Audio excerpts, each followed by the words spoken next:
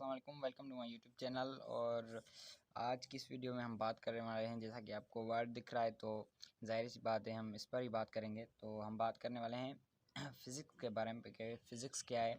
9th class का पहला video है आज मेरा। और मैं एक और बात बोलना चाहूँगा कि मेरी उर्दू इतनी अच्छी नहीं है, तो प्लीज़ मेहनत कर लेना।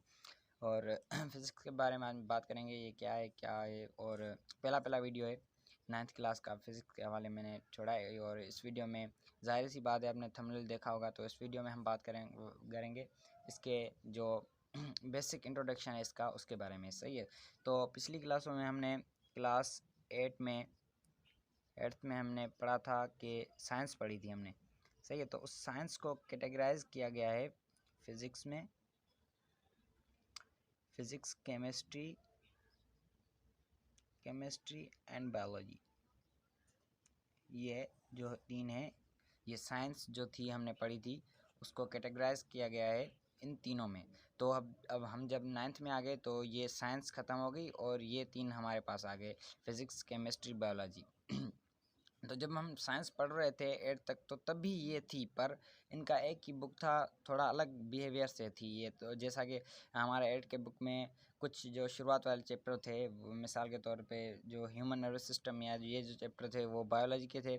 और फिर केमिस्ट्री के आ जाते थे, वो एसिड बेस वाला चैप्टर था। और भी आगे था मास कंजर्वेशन लॉ वाला चैप्टर, केमिकल इक्वेशंस वगैरह, ये जो था केमिस्ट्री में आ गया था। और फिर लास्ट वाला चैप्टर जो था यूनिवर्स के बारे में, या वो जो इनपुट डिवाइसेस वगैरह, लास्ट वाले चैप्टर्स मतलब जो भी थे वो फिज़िक्स में चले गए थे। तो जो साइंस थी वो 9th क्लास में इन कैटेगराइज में हो गई, डिस्ट्रीब्यूट हो गई। और फिज़िक्स, केमिस्ट्री, बायोलॉजी इन तीनों जो है ब्रांचेस में डिस्ट्रीब्यूट हो गई। तो फिज़िक्स के बारे में बात करते हैं कि फ़िज़िक्स आखिर है क्या होती है। बेसिकली ये, जैसा कि हमने पढ़ा, it is a branch of science. It is a branch of science. ये क्या है? It is a branch of science. ये एक साइंस की ब्रांच है। सही है। फिज़िक्स में हम क्या करते हैं, ये नेचर से रिलेटेड होती है। क्योंकि मैं आपको बता दूं कि फ़िज़िक्स जो है वो वर्ड जो एंशियन लैंग्वेज है हमारी, ग्रीक लैंग्वेज, एंशियन लैंग्वेज है बहुत। ग्रीक लैंग्वेज जो है उसके वर्ड फिजिको से लिया गया है, फिजिको से लिया गया है।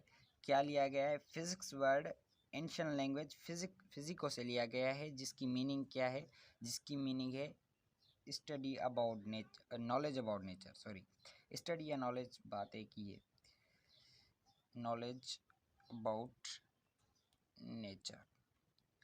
इस वर्ड से हमें ये पता चलता है कि ये एब्सोल्युटली फ़िज़िक्स जो है नॉलेज नेचर के रिलेटेड है। बहरहाल बात करते हैं इस पर। फ़िज़िक्स क्या है? कोई भी हमें चीज़ दिखी नेचुरल लिहाज से, जैसा कि यूनिवर्स है, कुछ भी कोई भी चीज़ है वो हमें नेचर के लिहाज से दिखी। और फिर हमने उसे क्या किया? सबसे पहले क्या हुआ? नेचर के लिहाज से दिखी हमें। सही। उसके बाद इसको क्या करें? मैथमेटिकली लिखें,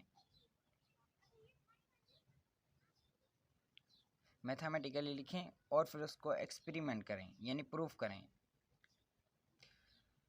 तो उससे हम बोलते हैं फ़िज़िक्स। कोई भी नेचुरल चीज़ हो वो मैथमेटिकली हम लिखें और फिर उसको एक्सपेरिमेंट उसका करें, तो वो उसको कहलाती है फ़िज़िक्स। सही है। जैसा कि हमारी जो बुक है 9th क्लास की फ़िज़िक्स की, वो उसमें भी यही बात की गई है, पर वो थोड़ा सा बड़ा उन्होंने करके लिखा है कि ज़्यादा बच्चों को समझ आए। तो मैं उसकी समरी जो है वो बता रहा हूँ आपको कि फ़िज़िक्स क्या है। वो कोई भी नेचुरल चीज़ हो, सही है, उसको हम मैथमेटिकल लिखें और फिर उसका एक्सपेरिमेंट करें, यानी उसको हम उसका जायज़ा लें कि वाकई ये है चीज़ या नहीं है, या उसके बारे में और तस्दीक करें, तो उसे हम बोलते हैं फ़िज़िक्स। तो अब एक और इंटरेस्टिंग पॉइंट पर आते हैं फ़िज़िक्स की। वो ये है कि फ़िज़िक्स जो है वो ऑल साइंस की मदर कहलाती है, mother of all sciences. Physics क्या कहलाती है? Mother of all sciences. ये भी हमारे बुक में ही है ये चीज़। तो ये एमसीक्यूज़ वगैरह में आ सकती है, क्योंकि ये वैसे ही सवाल निकाल दें काफ़ी दफ़ा। तो मैंने ऐसे ही आपको बता दिया कि फ़िज़िक्स को क्या बोलते हैं? मदर ऑफ़ ऑल साइंसेस बोलते हैं। अब फ़िज़िक्स जो होता है उसमें हम और चीज़ों के बारे में बात करते हैं, जैसा कि फ़िज़िक्स में हम स्ट्रक्चर एंड जो है वो बिहेवियर के बारे में, स्ट्रक्चर और बिहेवियर किसका, मैटर का जो होता है उसके बारे में बात करते हैं। इसका क्या मतलब हुआ स्ट्रक्चर और बिहेवियर का, बताता हूँ।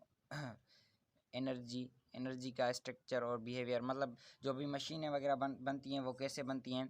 मिसाल के तौर पे कंप्यूटर बन गया, वो किस चीज़ में जाता है, कंप्यूटर, मोबाइल फ़ोन, स्मार्टफोन या जो भी आईपैड्स वगैरह कुछ भी हैं, ये सब फिज़िक्स की चीज़ें हैं। ये सब क्या है, फिज़िक्स में आ जाता है। ये सब चीज़ें फिज़िक्स में आ जाती हैं। तो हम उनमें भी एनर्जी वगैरह यूज़ होती है। जो भी मशीनें बड़ी बड़ी बनती हैं हमारी, वो भी उनमें एनर्जी यूज़ होती है। और फिर मैटर का भी बहुत ज़्यादा जो है वो यूज़ होता है, वो इस्तेमाल होता है। और उसके बिहेवियर, स्ट्रक्चर और भी बहुत ज़्यादा इसमें चीज़ें आ जाती हैं। तो स्ट्रक्चर और बिहेवियर किसका, जो मैटर और एनर्जी है, इनका भी हम फिज़िक्स में जो है वो इस्तेमाल करते हैं। तो उम्मीद करता हूँ आपको वीडियो अच्छी लगी होगी। और यहाँ पर जो भी मैंने चीज़ें अभी बताई हैं कि साइंस से लिया गया है फिज़िक्स, और फिज़िक्स की माना गया है, और वर्ड के बारे में मैंने कुछ आपको बताया।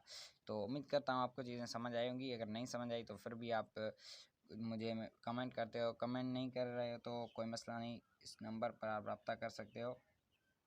व्हाट्सएप पे अगर पीडीएफ आपको चाहिए वो भी मैं दे दूंगा, टेस्ट वगैरह कुछ भी चाहिए। और इंशाल्लाह मैं इस पर जल्दी एक और वीडियो बनाऊंगा। तब तक के लिए खुदा हाफिज़।